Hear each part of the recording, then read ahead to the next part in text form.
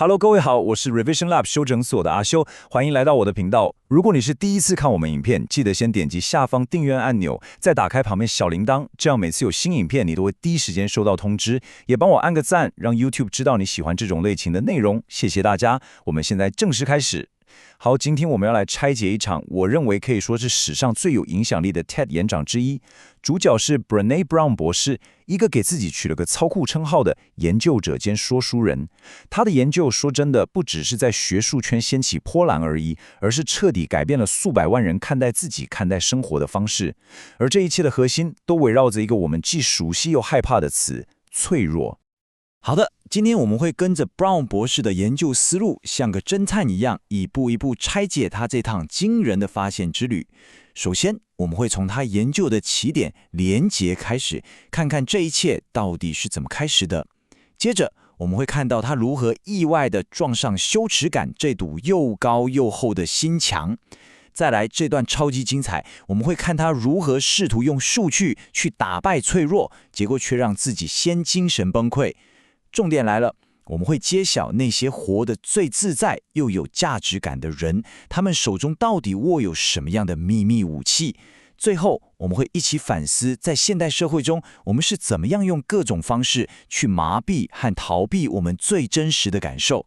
好，准备好了吗？我们马上进入第一部分。第一部分，为何连结是人生的核心？好，我们回到故事的起点。Brown 博士身为一个社会工作领域的研究者，他跟我们许多人一样，其实都在思考一个终极问题：我们活着到底是为了什么？他相信答案就藏在人与人之间那个看不见却至关重要的东西里，也就是连结。对他来说，这就是我们生而为人的意义所在，也是他所有研究的出发点。在深入他的研究之前，你必须先了解 Brown 博士这个人，这点超级重要。他虽然是社会工作背景出身，但他的个性跟我们想象中那种拥抱混乱、直面不适的疗愈系风格完全相反。他自己开玩笑说，他的人生哲学更像是人生很混乱，没错，所以我的任务就是把它清理干净、整理好，再放进一个漂亮的便当盒里。你看，他就是个数据控、掌控狂。他真心相信，所有复杂又棘手的人类情感都能被拆解成可以测量、可以预测的清晰代码。这就是他初始切入研究的态度，一个想要用 Excel 表格搞定人生的完美主义者。而你很快就会看到，这个信念将会被他自己的研究结果狠狠地粉碎。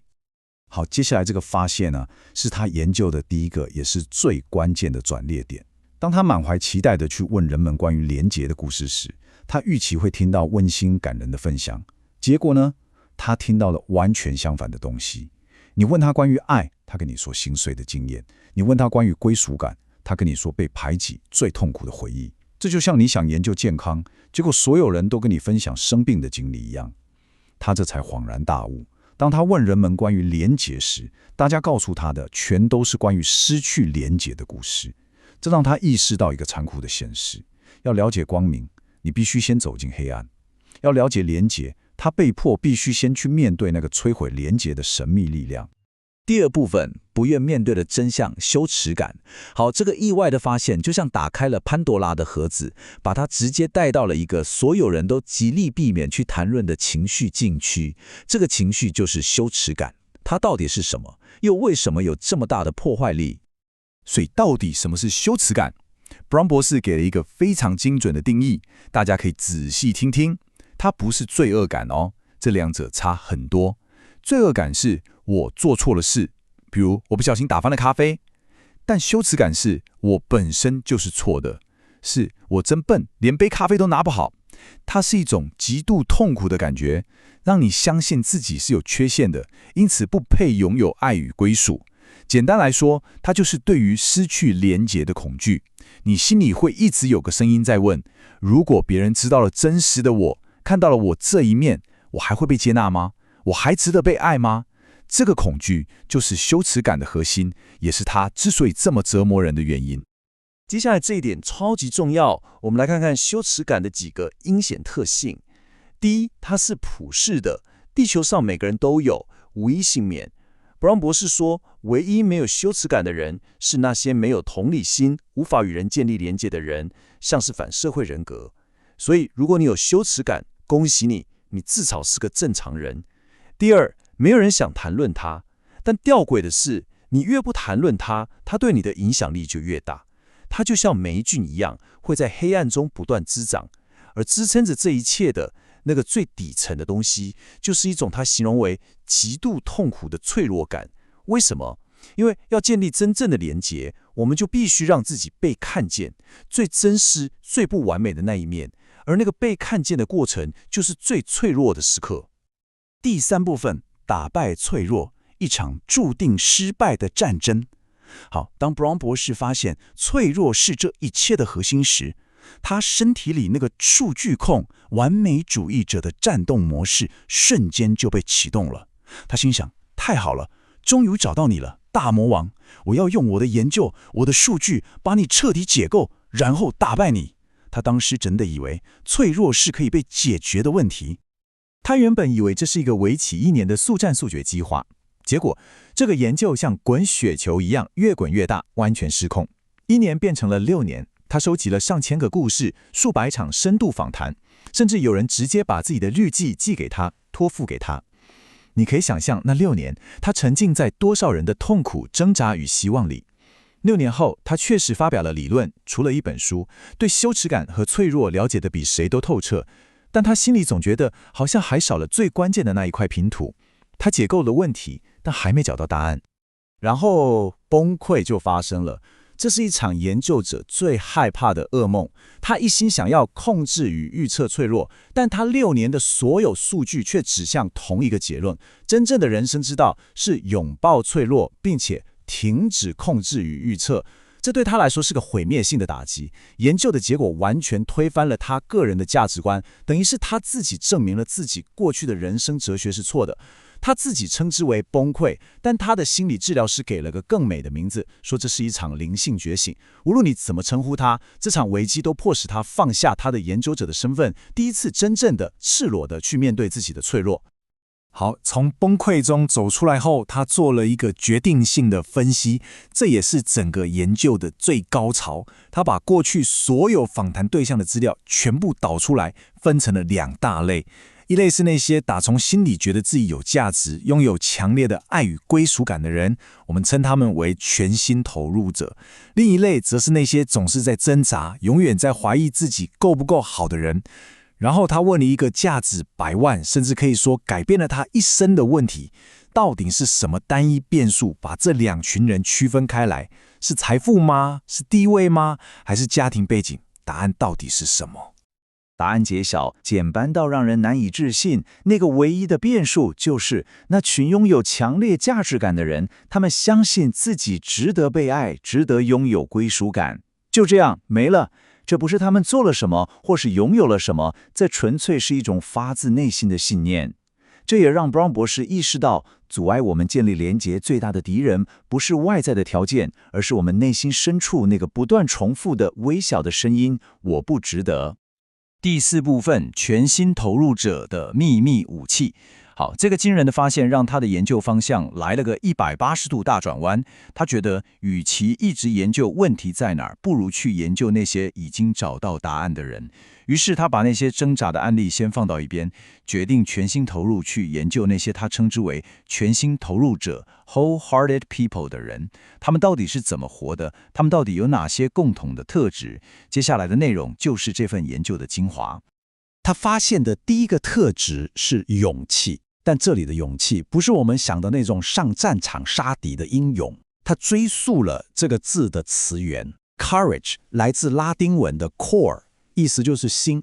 所以勇气最原始的定义是用你的全心去诉说你是谁的故事。换句话说，这是一种敢于不完美的勇气。接着，他整理出了这些全心投入者的4大共同特质，这就像是他们的人生指南。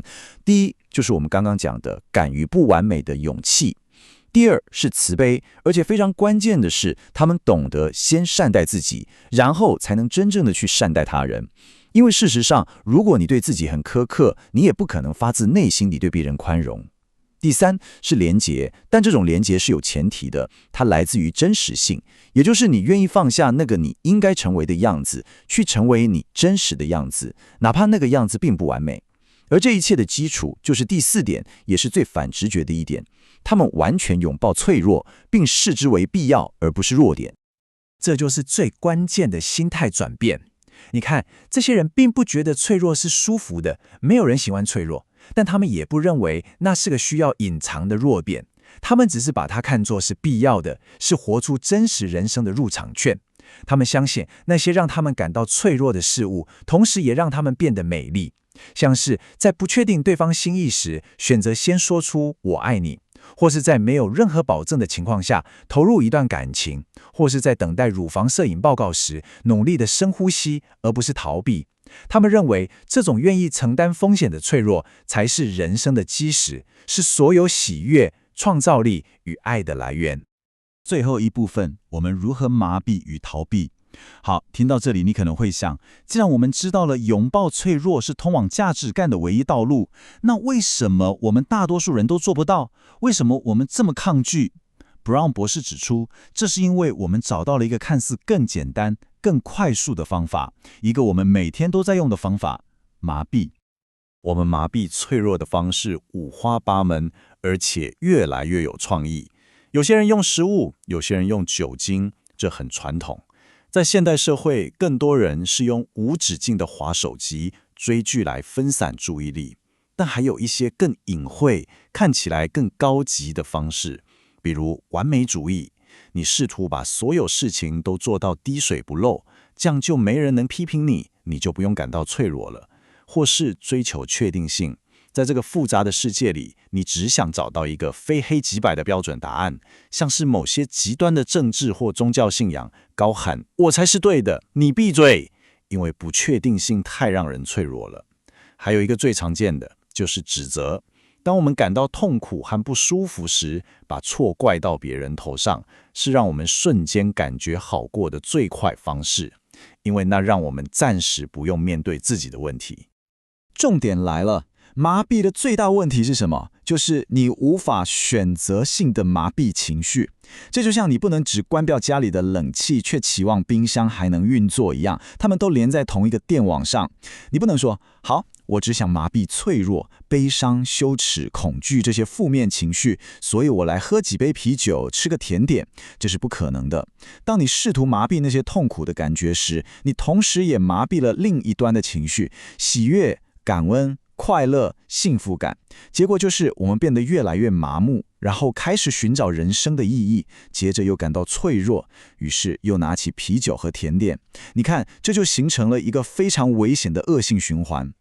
布朗博士用养育孩子来举例，这点真的非常发人深省。他说，我们这一代父母常常以为我们的任务是把孩子们捧在手心，确保他们永远完美。5年级进网球校队，7年级上耶鲁。但这不是爱，这是焦虑。他说，我们真正的任务是看着他们，然后告诉他们，嘿，你是不完美的，你生来就注定要挣扎奋斗，但你无条件的值得被爱，值得拥有归属感。想象一下，如果我们能养出这样一代的孩子，他们不怕失败，敢于真实，这个世界会变得有多大不同？那么，除了麻痹之外，另一条路，那条更艰难却通往光明的路是什么？Brown 博士给了我们4个具体的行动指引。第一，练习让自己被看见，深层地、脆弱地被看见。可以从对一个你信任的人分享一个你真实的感受开始。第二，练习用全心去爱，即使没有任何保证。这意味着在关系中，你愿意先付出，而不是等对方先给。第三，练习感恩与喜悦，尤其是在那些恐惧的时刻。当你害怕失去时，与其去预想最坏的结果，不如停下来，对自己说：“我真幸运，能拥有让我如此害怕失去的人事物。”这是一种心态的刻意练习。第四，也是这一切的基础，练习相信我已经够好了 ，I am enough。这不是自打，而是停止无止境的自我批判。